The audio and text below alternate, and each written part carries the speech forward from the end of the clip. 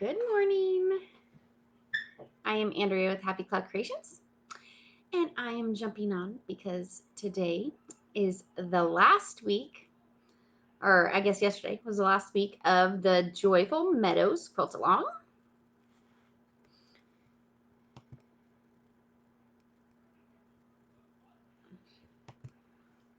Hopefully, I can see comments today. We'll see.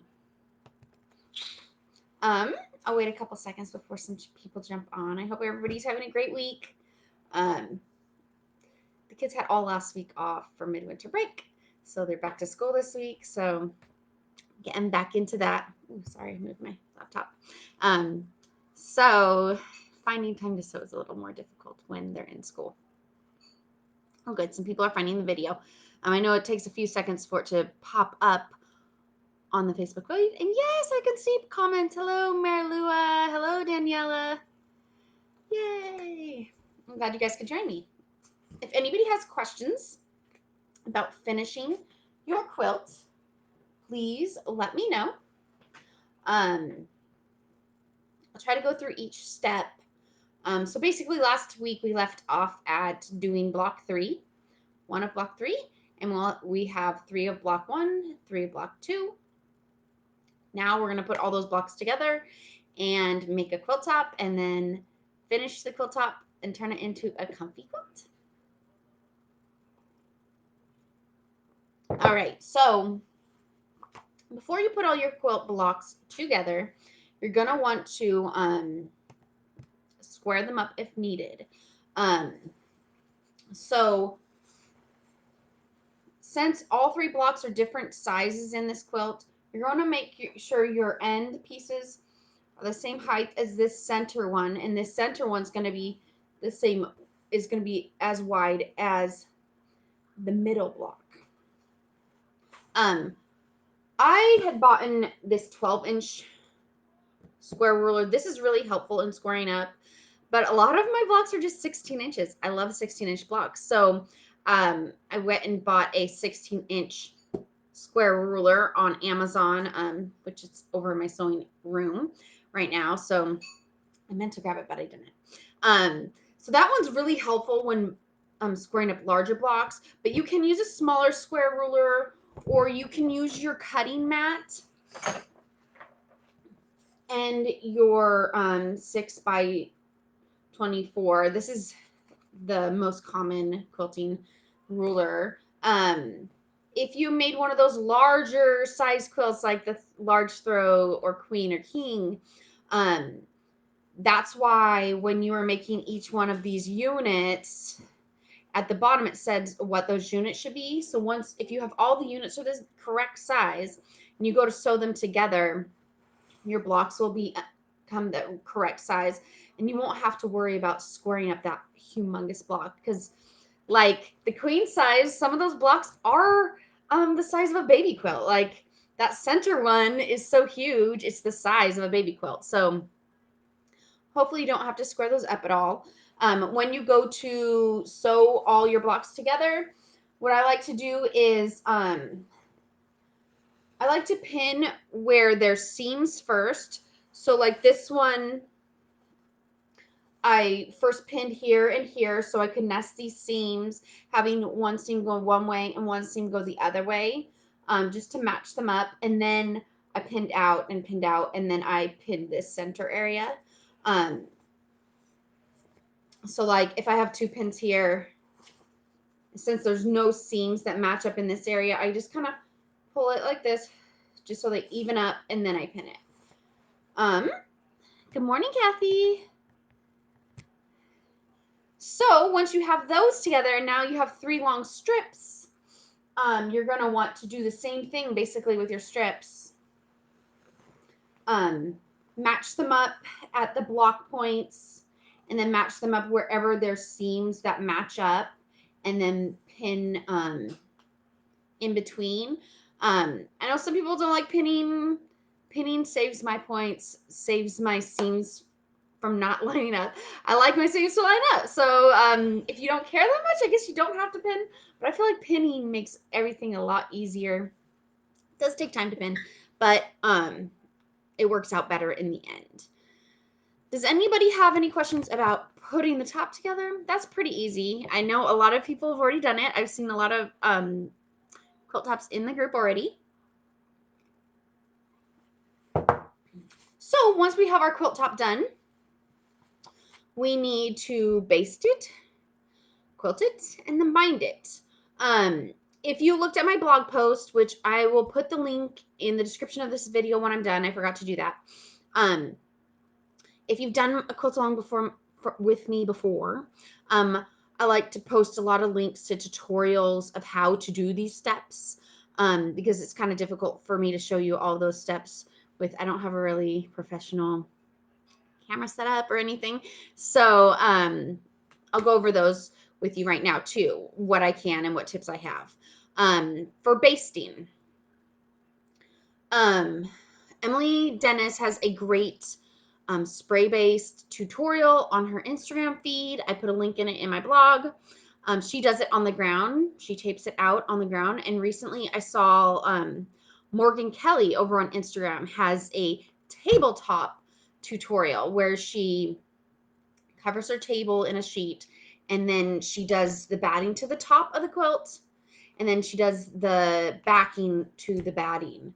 So she first does the batting to the top, and then that sandwich she does to the backing of the quilt. So I really want to try that tabletop version with this baby one, because I usually do it on the floor, and I thought it might be interesting trying it on the tabletop, because I know a lot of people are like, my knees are bad or my back, and so doing it on the ground could be difficult. So I want to try testing that method out on my table and let you guys know what I think. Mary Lou, I have put mine together. Yay! So when you're basting, I think there's like 3 different ways. You can thread baste it, where I've heard people can go to your local long armor, and sometimes they'll thread baste it for you, which is like really far apart thread. What I usually do is spray baste, which the spray baste that I prefer, I do not have at home anymore. It ran out. So the last time I used with this little Joyful Meadows, I used this spray and bond. It was okay. There was a little bit of spots that did become loose the next day, but not bad. I also used pins. There's no bunching on the back, which I'm happy about, for this one. Oh, this guy, this Joyful Meadows. It worked out okay. I wanted to buy the 505. I've used 505 before and I liked it. The last time before I used it on my Rainier Echoes, I let it sit for 6 months after being basted, and parts of it became loose. And so if you're using warm and plush, they say not to, they don't recommend spray base, because if you have to pull up those layers and put them back, it can rip apart your batting. So if you're going to use spray base on warm and plush batting, I would recommend getting it perfect and quilting it right away, because waiting the 6 months I don't think is good for the spray base. I think it sometimes evaporates. Shifting, just the fabric moving around might make it loosen up a little bit. But with this little guy, I did this one, and I did a few pins. If you don't like spray base or you have allergies, pins are great. I like the curved ones because they're a little bit easier to put in, and then they kind of stick up. So I did a few of those, and I really don't like using pins because a lot of times I'll poke my finger and I don't want to get blood on my quilts, right? So I was very careful, and I did not poke myself. I used to love this one in the past, but they changed the formula and the spray nozzle, and it's just very overly sticky, and it just goes all up in the air and all over my arms. And so like this is almost full, but I don't really want to use this. This is like a last resort spray based. But I really want to buy some more 505. I think that one's really good. That's very highly recommended most quilters use that. That I've noticed on Instagram or on Facebook. A lot of people use the 505. I do like the sulky temporary spray. The only problem with it does dissipate within 2 to 5 days. So if you don't plan on quilting yours all in 2 to 5 days, that's the problem with the sulky one. But I like it that it doesn't have a lot of overspray. The scent is very mild. It's supposed to be one that is, better for people with allergies, I guess, if you do have allergies. But I always open a window too, so that gives me some good airflow if I'm doing the spray based. But if you're doing pin basting, you can still do the same way, but do pins like I do it about every, what is that? Couple inches, 3 to 4 inches. But first, I'm getting a little ahead of myself, I guess. Maybe I shouldn't be drinking coffee. Making my mind go a little too fast. Would you spray baste the large throw? You could spray baste a large throw. My sister made a king size quilt and she spray basted it and she didn't have any problems. So I think it all depends on the batting you're using. Um, and if you can tape it out nice and flat on the ground. I probably wouldn't do a large throw on a tabletop, just unless you had a humongous tabletop. So yeah, I've done large throws before and haven't had problems. But since I read that the my new favorite Warm and Plush on the website manufacturer's website says they don't recommend spray based, I'm wondering if it's because it's just so soft and maybe the spray base just doesn't make all the layers adhere very well. I was going to show you this. So this is the Warm and Plush by Warm Company. I really like it. It's a cream color. I used to use their Warm and White a lot. This one I never had problems with the basting spray coming off. And I think that's because it has scrim in it, so it has a little bit of glue in it. This doesn't have any glue. But if you can see, I wanted to show you the difference, the thickness. So if you are looking for a thicker cotton batting, this Warm and Plush will do that. See how thin the white one is compared to that. And when it washes up, it puffs up a little bit too. And then and it's white. And then they also have Warm and Natural, which I haven't used in a while just because the Warm and Natural, if you can see on the screen, has a bunch of little brown specks in it. So I don't typically use this one. This one I think is the cheapest out of all three of them. But there's all sorts of brands like Hobbs, Quilter's Dream. There's wool batting. I have batting flying in my ear. Mary Lua, my batting is viscous polyester. So that's probably a lot more loft, huh? I've done them. I don't know if you can spray base with polyester. Has anybody ever spray basted with polyester? Back when I used to use polyester all the time, when I was a kid, my first quilt, I was like 12, 13. I went to the store and got the thickest polyester one I could do just because I wanted it to be super high loft. But I didn't spray based. I pin based and I hand tied that one, which I'll get to quilting in a little bit. Which I should grab that one. I don't know where it is though. I think it's on my daughter's bed. It looks like cotton. Okay, so you might be able to spray baste it. You could look on the manufacturer's website and see if that is compatible with spray basting. So you're going to have your batting, your quilt top, and you want your backing. You're going to want your backing to be at least 3 inches larger than your quilt top on every side, so that because like sometimes if you're using a high loft polyester, it looks like it's the same size, but then once you quilt it down, sometimes the top spreads out further than you thought it would.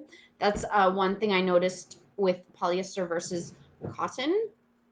So just make sure you have that extra wiggle room around your quilt.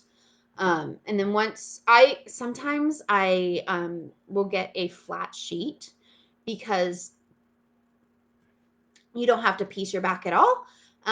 It's a nice option. At Target, you can get just the flat sheet. I think it's called Threshold Ultra Soft. I have one in my family room. I forgot to grab it.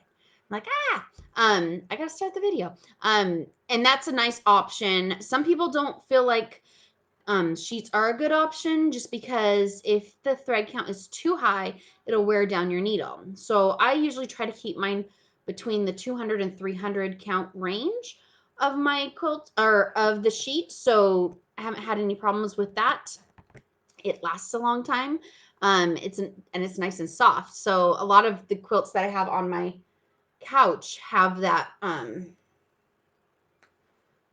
sheet as a backing. Like this is my Snowy Day quilt sampler, and it's still nice and soft, and it's holding up well over the washes and over the use. I love using sheets for backing. um I do too, because like I hate the piecing part, right? And then sometimes you can find some really cool sheets, um like some pretty florals, and sometimes you can even use a flannel sheet, which is nice. All right, so what we got, and then basting. I went over basting. So basting, when I baste it, I usually tape my whole backing down, right side up, or right side down toward the ground, right? And then I smooth my batting out. And then I'll put my quilt top down just so that if my batting is way bigger than my quilt top, I'll trim it down so it's about 3 inches wider than my quilt top. That way I don't get spray based on the extra batting. And then I'll pull that quilt top back up. Then I will pull my batting halfway up so that I have half of it laying down and half of it up. And like sometimes I'll tuck it in my chin. And then I'll just spray about 12 inches strip on the batting.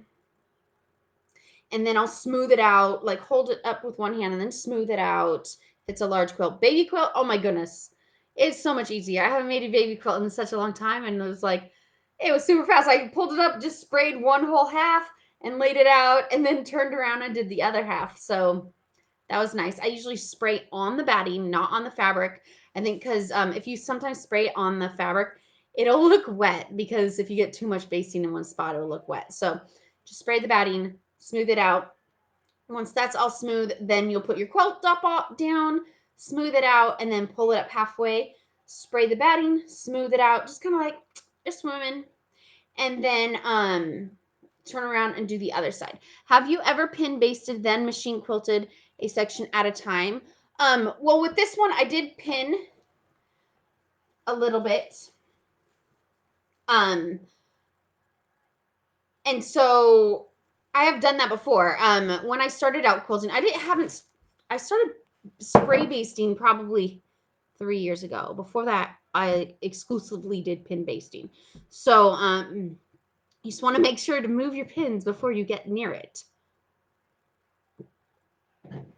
So once it's all basted, quilting, you're gonna want to start from the center and go out. Typically, when I do straight line top to bottom, I'll do a stitch on the top, and then I'll start from the center and I'll work my way to one side sometimes.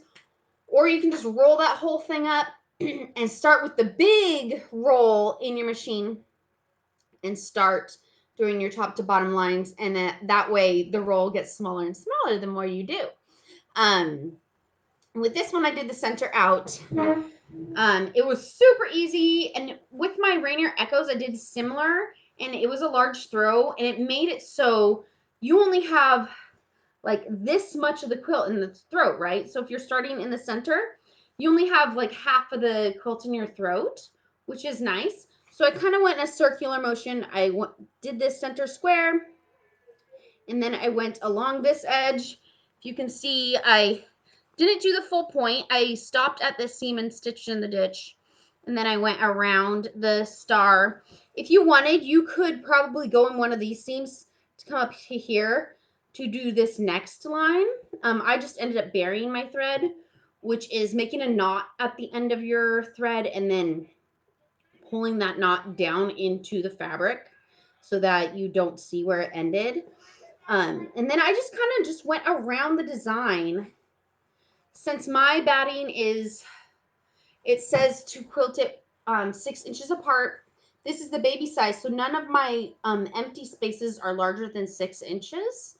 So that's one thing you're going to want to look at your batting to see how close you need to do your stitches.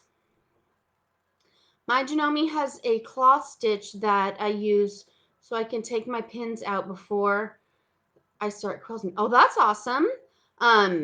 Yeah, because like one time I got too close to one of the pins.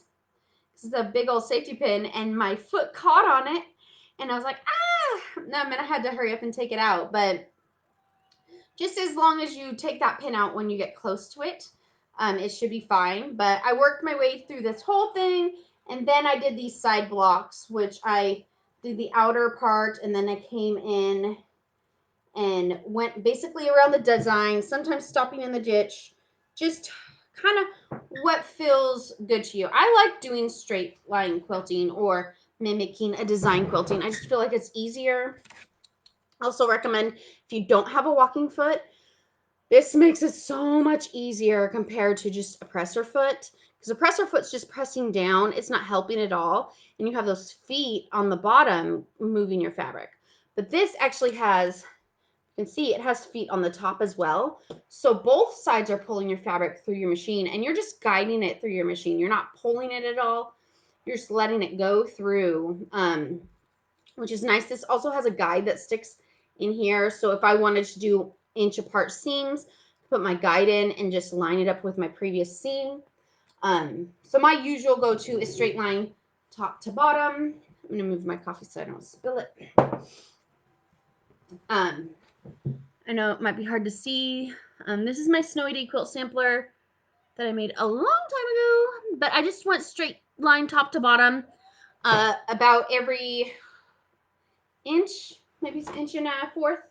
And you know, you can use your seams as guides, which is nice to keep your your quilting lines straight, especially if you have that guide on your walking foot. Another quick and easy one is the multi-zigzag stitch. Most sewing machines have a multi-zigzag stitch, which it basically is like 3 this way, then 3 this way, 3 this way, 3 this way. It gives it that extra texture, and it looks super cool. I like how it looks.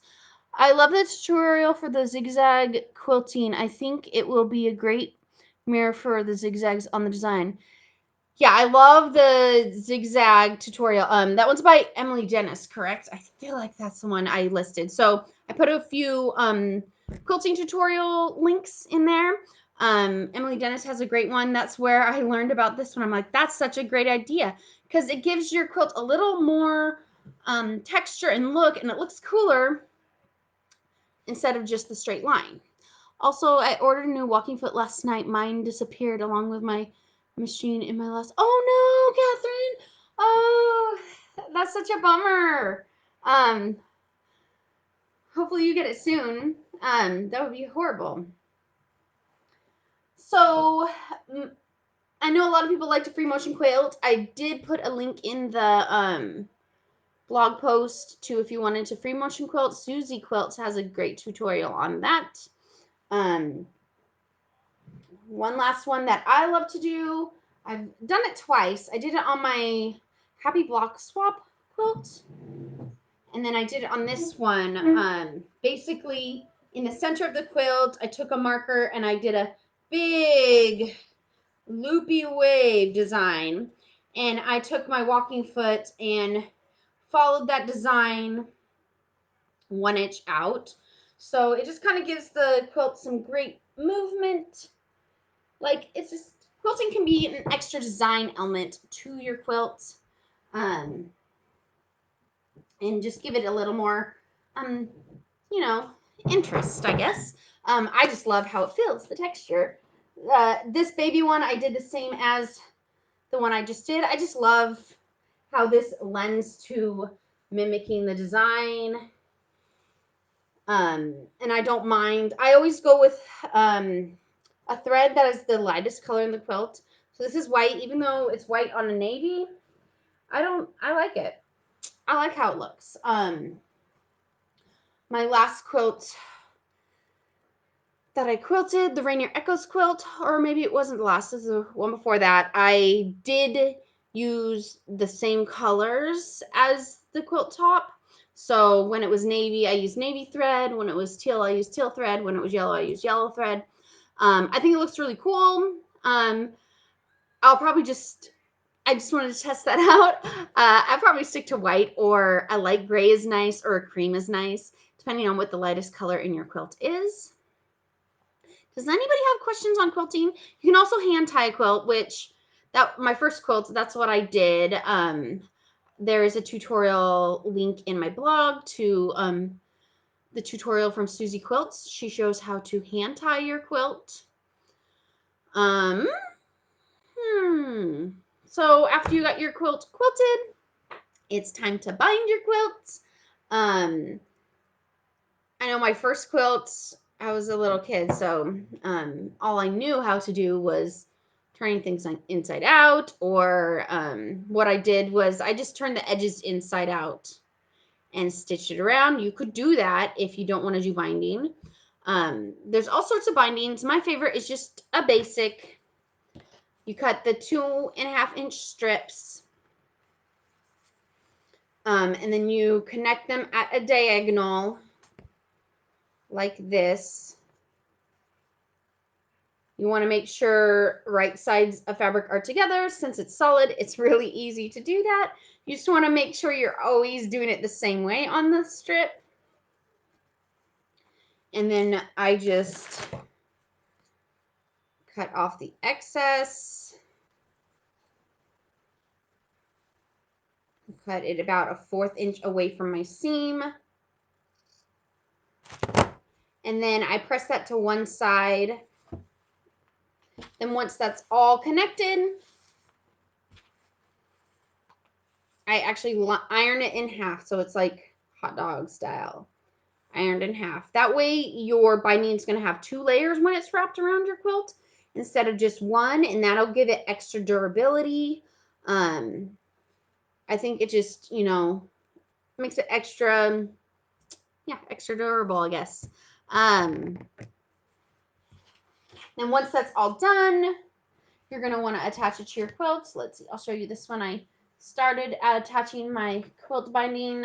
I know last week I said I was going to use this fabric for my binding, but I put it up next to the edge of the quilt, and I just felt like it looked too busy next to the quilt. I was like, popped it up, and I'm like, I don't think I like that. So I changed my mind.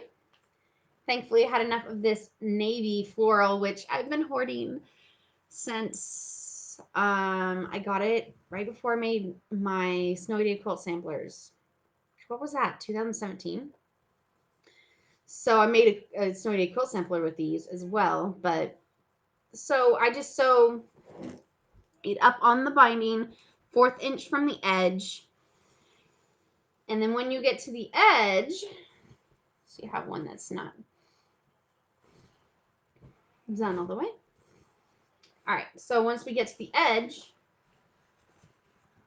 I like to stop about a 1/4 inch from the edge.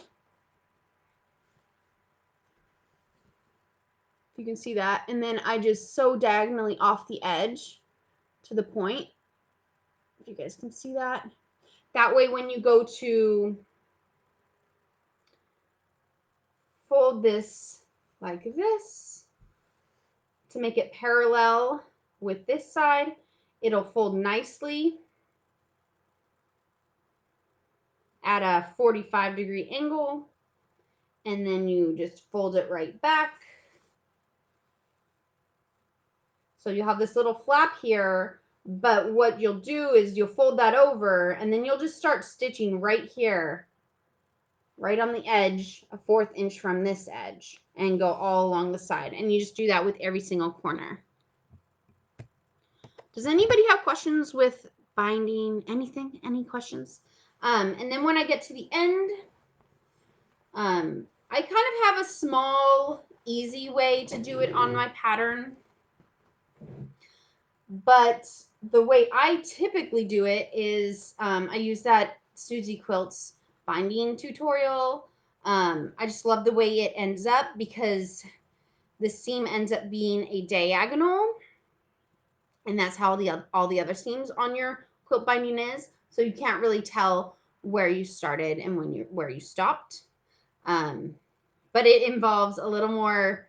It's hard for me to explain on paper, so that's why I usually say, "Hey, go check out Susie Quilt's tutorial. It's a great tutorial." Do you use bias strips or go with the grain? Um, I do with the fabric. So I think that's with the grain, correct? Because I know there are different types. Some people like doing bias binding because it's a little more stretchy. That would be really helpful if you have a scalloped edge or you're doing like a circular. But when I'm just using a straight, it doesn't need stretch. So I just do with the fabric strips. Like this baby needed 5 with the fabric strips. So it's just easy for me to do that way. And also, if I guess if you have a pattern that is directional and you want it to be a certain direction, you'd probably figure out by that how you would want to cut your strips. And then I guess once it's done and you've sewed it together, we got quilts everywhere. What I like to do is I like to clamp it down with these little wonder clips. You don't have to do that. Some people don't put anything. Some people use a little hair clip. I used to do that. So I sew it to the front of my quilt and then I wrap it around to the back. And I have a little leather thimble. I feel like I've had a plastic thimble before and it just doesn't fit right. This one feels like it fits the best so far. It does smell a little weird. Does anybody have a leather thimble and it smells weird? And then I have one of these needle pullers, which I think you can probably get them at your local quilt shop. You might be able to get them at Joann's. I just bought them on Amazon because, I'm home all the time and I just order everything online now. But I put one on my thumb and then I also put one on my pointer finger, which I couldn't find it. It just helps pulling that needle through all those layers of fabric when you're quilting it or when you're sewing this binding on. What I usually do is it's usually toward me, but it's called a blind stitch, I think. And I just go through a little bit of the backing fabric. I'll put it up close to the camera. See, a little bit of the backing fabric. Where's my needle? Oh, right there. A little bit of the backing fabric and a little bit of the binding fabric on the bottom. And then once you pull it through, you can't even see the thread at all. I just love the way that looks where you can't see the thread. I know a lot of people sometimes will just go through with their machine and stitch on top of this, or you could use a decorative stitch on top of this. Quilts, a lot of the things when you're finishing the quilt is all personal preference and how you want to add art to your quilt. So there's no wrong or right way to do it. There are easier ways and harder ways, but that's all up to you how you want to do it, I just want to thank everybody that has joined along in this quilt along. I had a lot of fun and I'm loving seeing everybody's finished quilts. They're so cool. If anybody has questions before I jump off, I got a couple minutes before the kids' school starts.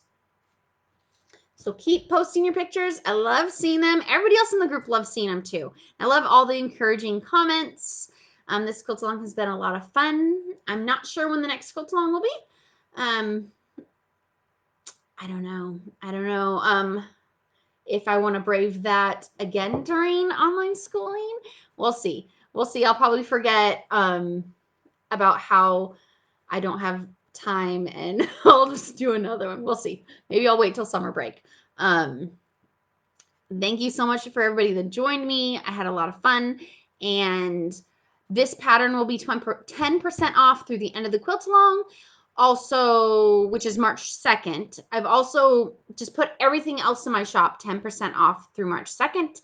just as a little thank you guys, in case you saw a different quilt pattern you liked and you were like, oh, but it's full price. I marked them all down 10% to give you guys a little deal.